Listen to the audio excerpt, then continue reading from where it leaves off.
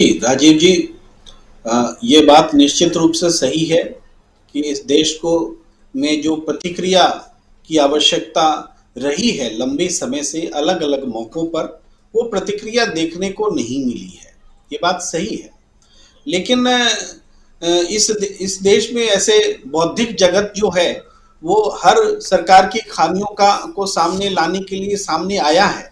बौद्धिक जगत ने तो प्रतिक्रिया दी है, लेकिन आम जनता से जो एक्सपेक्टेशन है एक आंदोलन के रूप में, वो नजर नहीं आई है। ये बात जरूर है, लेकिन ऐसा नहीं है कि एक स्थायी भाव है। परिवर्तन दिख रहा है। आपने देखा होगा कि कल ही जब नरेंद्र मोदी जी ने भाषण दिया, 2 दिन से, तो कल की बात मैं कह रहा हूं कि जी। कई टेलीविजन चैनल पर सर्वे भी दिखाए जाने लगे थे, और सर्वे में कि क्या अडानी की जांच होनी चाहिए। तो ये सर्वे में जो जनता की प्रतिक्रिया है, रैंडम, वो इस सरकार के खिलाफ है। अडानी पर प्रधानमंत्री को बोलना चाहिए कि नहीं बोलना चाहिए, तो ज्यादातर लोग मानते हैं कि बोलना चाहिए।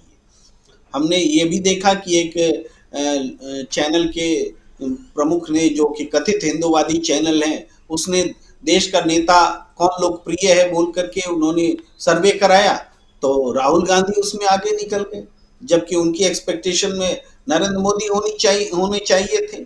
तो ये जो प्रतिक्रिया कई चैनलों में, एक दो जगह नहीं, अचानक से जनता का मूड जो है वो खुल करके व्यक्त होने लगा है।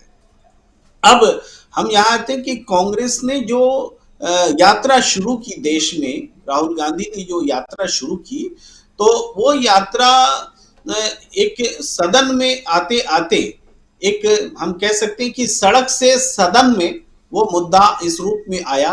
जनता उद्वेलित हुई कि जनता इस मुद्दे पर अब अपनी राय जो है व्यक्त कर रही है कि अडानी के मामले की जांच होनी चाहिए। और अब कांग्रेस की जिम्मेदारी, विपक्ष की जिम्मेदारी थोड़ी और बढ़ जाती है कि जो मुद्दा जो शिद्दत के साथ उठा रहे हैं सदन में, प्रेस जी। कॉन्फ्रेंस में बता रहे हैं, उस मुद्दे के साथ वो सड़क पर वापस आए। यानी सड़क से संसद और संसद से फिर सड़क, क्योंकि संसद में कोई सुनवाई नहीं हो रही, कोई जांच नहीं की जा रही, और देश की जो संस्थाएं हैं जिन पर निगरानी का जिम्मा है, जिनके देश में भ्रष्टाचार ना हो, शेल कंपनियां काम न करे, और जो पैसों की मनी लॉन्ड्रिंग हो रही है उसको रोका जाए, और वो वो पैसे कहीं आतंकी प्रयोजनों में इस्तेमाल ना हो, वो पैसे लोकतंत्र को खत्म करने में इस्तेमाल ना हो, वो पैसे किसी राजनीतिक और उद्योगपतियों की युति के कारण राजनीति को खत्म करने और विरोधियों को खत्म करने में इस्तेमाल ना हो। ये सारे सवाल जो हैं महत्वपूर्ण बनकर के उठे हैं, और मैं खासतौर से राहुल गांधी जी की प्रशंसा करना चाहता हूं। आज के लिए नहीं, एक दो दिन के लिए नहीं, बल्कि लंबे समय से जो वो लगातार इस सरकार के खिलाफ अपनी बात रखते रहे हैं, जिसकी अनदेखी हुई। ये सच है कि अनदेखी हुई, राहुल गांधी जी ने जो भी कहा उसकी अनदेखी हुई, लेकिन जो कहा वो सच बन करके सामने आया, और इसकी अनदेखी हमेशा के लिए नहीं हो सकती। ये इसकी अनदेखी हमें रोकनी पड़ेगी।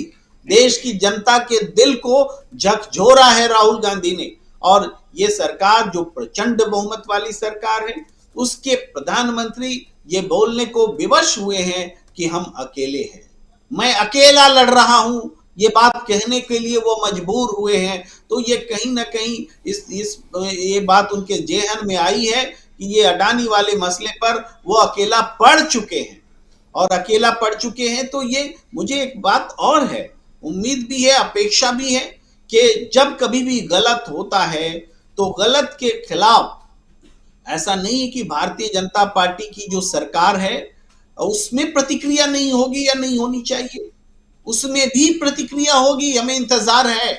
ऐसा नहीं है कि बीजेपी को इतने सारे लोग जो वोट दे रहे हैं, उम्मीद के साथ वोट दे रहे थे, दो दो बार जीत करके चुना, वो सब के सब बीजेपी के लिए हमेशा के लिए नहीं है। वो सवाल और मुद्दों पर उनकी को कसौटी पर कसेंगे, और अडानी एक ऐसा मुद्दा है, ये इस पर भारतीय जनता पार्टी के लोग भी इस सरकार को कसेंगे, और वाकई नरेंद्र मोदी अकेले पड़ जाएंगे, आज नहीं तो कल। लेकिन इसकी जिम्मेदारी जो है, इसका मोर्चा जो है, वो आज कांग्रेस पर जिम्मेदारी है कि इस मोर्चे को आगे बढ़ाए, ताकि भारतीय जनता पार्टी में भी वो विचार मुखर होकर के सामने आए कि ये एक व्यक्ति का, एक पार्टी का सवाल नहीं है, देश का सवाल है। और देश के लिए अगर लड़ना है, पार्टी में विरोध करना है, तो ये लोकतंत्र का तकाजा है कि पार्टी के अंदर से भी विरोध पैदा हो। तो ये कांग्रेस की के आंदोलन की तीव्रता इस चीज को एग्जैक्ट बढ़ाएगी, इस चीज को आगे बढ़ाएगी। और ये बात मैं कह रहा हूं, ये कोई भविष्यवाणी मैं नहीं कह रहा हूं, ये लोकतंत्र का स्वभाव होता है।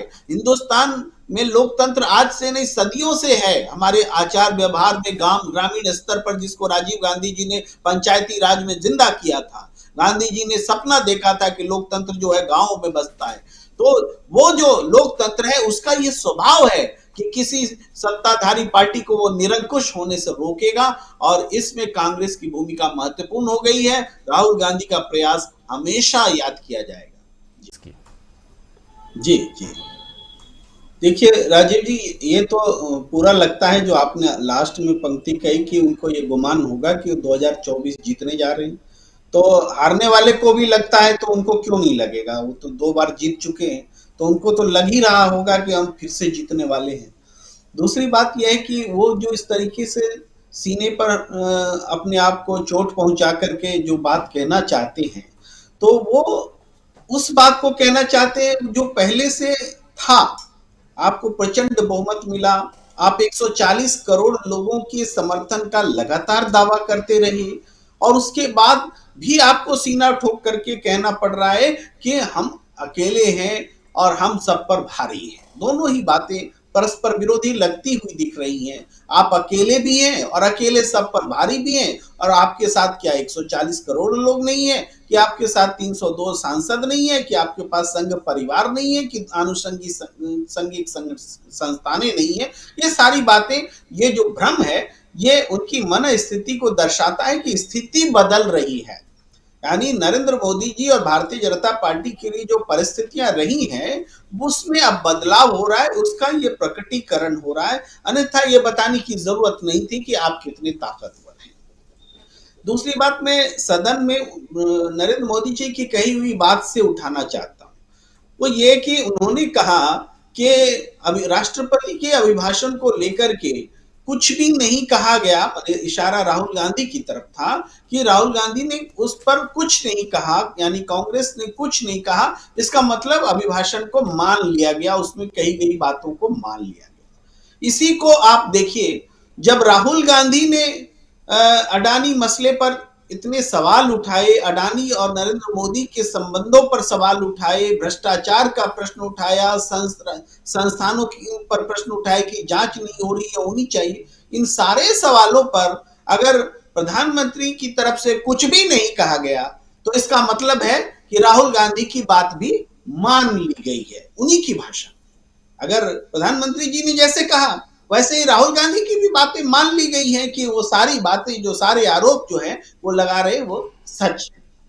ये इस बात को जनता ने वास्तव में, मैं तो शब्द दे रहा हूं, लेकिन जनता ने फील किया है कि वास्तव में कुछ हुआ है घटित, जिस पर नरेंद्र मोदी जी को बोलना चाहिए था, लेकिन उन्होंने नहीं बोला। उन्होंने बोला क्या कि देश के पहले प्रधानमंत्री पंडित जवाहरलाल नेहरू, जिनकी कुर्सी पर वो खुद बैठे हुए हैं, वह उनकी विरासत ना संभाल रहे। देश का हर प्रधानमंत्री अपने पूर्व प्रधानमंत्रियों की विरासत संभाल रहा है, उनकी कुर्सी संभाल रहा है। तो वो उनकी महानता पर प्रश्न उठा रहे हैं कि वो महान अगर होते तो उनका नेहरू जो सरनेम है, उनके परिवार वाले जरूर लेते, क्यों नहीं ले रहे? यानी पंडित नेहरू की महानता पर अब सवाल उठा रहे, प्रधानमंत्री होकर के पहले प्रधानमंत्री पर सवाल उठा रहे। ये गैर जरूरी और बहुत ही अशोभनीय काम है जो उन्होंने किया। हमेशा याद रखा जाएगा इस बात को। इस बात में थोड़ा सा हम और जोर देते हैं कि क्यों ऐसा हुआ था। शायद मैंने पहले कहा भी हो आपके प्लेटफॉर्म पर कि इंदिरा गांधी की जब फिरोज गांधी के साथ शादी के लिए तैयार हुई, तो नेहरू जी के असमंजस को भाप करके महात्मा गांधी जी ने कहा कि कन्यादान मैं करूंगा और मेरा गांधी सरनेम जो है इंदिरा गांधी को मैं देता हूं, इंदिरा प्रियदर्शनी को मैं देता हूं।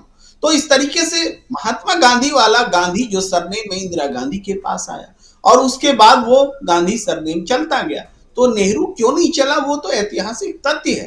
तो इसको नेहरू की महानता से जोड़ करके उनकी महानता को आंकना और कम आंकना, ये आज के बहुत ही अशोभनीय बात उन्होंने की।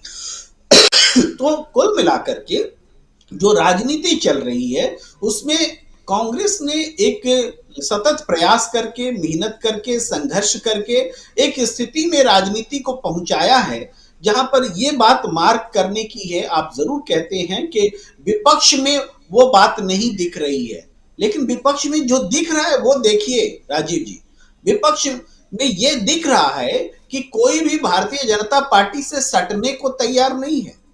भाई इलेक्शन हो रहे हैं, वहां भी त्रिपुरा में भी उनसे भागा ही है, कोई उनके साथ कोई जुड़ा नहीं है। या पूरे देश में भी कोई पार्टी बीजेपी के साथ ललायत नहीं है कि हम आपके पास जुड़ जाएं और आपके साथ राजनीति कर लें। ये कांग्रेस ने किया है। ये कांग्रेस जो कर रही है उसका इंपैक्ट विपक्ष पर इस रूप में पड़ रहा है कि ये बीजेपी अछूत है। एक जमाने में अछूत होती थी ना, फिर से वो अछूत होने लगी है राजनीतिक रूप से, कि बीजेपी के साथ अगर हम जाएंगे तो हमें राजनीतिक नुकसान उठाना पड़ सकता है। मैं ये बात बोल रहा हूं तो बहुत लोगों को अविश्वास हो सकता है कि नहीं, बीजेपी के साथ तो जुड़ करके लोगों को 40 में बिहार में 39 सीटें आ जाती हैं, नीतीश कुमार और वो सब मिलकर के कर लेते हैं। लेकिन आज वो स्थिति नहीं है, स्थिति बदल गई है। या बीजेपी के साथ मिलकर चुनाव लड़ने जाएंगे तो आपका जो गणित है, आपका परफॉर्मेंस है, वो खराब होगा। ये स्थिति किसने बनाई है? ये स्थिति कांग्रेस ने बनाई है, बहुत कुर्बानी देकर के बनाई है, देश विरोधी का तमगा लगा के बनाई है। और राहुल गांधी ने तो पूरा जैसे विष पिया है भारतीय जनता पार्टी की ओर से, जो भी जहर उगला गया उस विष को उन्होंने पिया है। तो उसके बाद ये स्थिति कांग्रेस ने बनाई है। हाँ, इसका इंपैक्ट जो है वोट के फॉर्म में दिख रहा है नहीं दिख रहा है, ये एक बड़ा प्रश्न है। मगर ऐसा नहीं है कि ये दिखना बिल्कुल बंद हुआ है। हिमाचल में हमने अभी तुरंत देखा है, भाई आगे इस 9 राज्यों के चुनाव में भी देखना बाकी है। और जो फिजा बंद रही है उससे पता चलता है कि देश की राजनीति अब बदल रही है, क्योंकि वो सवाल जो कांग्रेस उठा रही थी अब जनता के जेहन में जा करके सवाल बैठने लगे। और जब जनता के जेहन में सवाल बैठेंगे तो वो धरना, प्रदर्शन, जुलूस, आंदोलन इस रूप में भी प्रकट होंगे। इसमें राजनीतिक दलों की भूमिका की अपेक्षा है कि वो उनको नेतृत्व देंगे। जी जी जी। शकील अख्तर जी, पहली बात तो यहाँ जो प्रधानमंत्री जी ने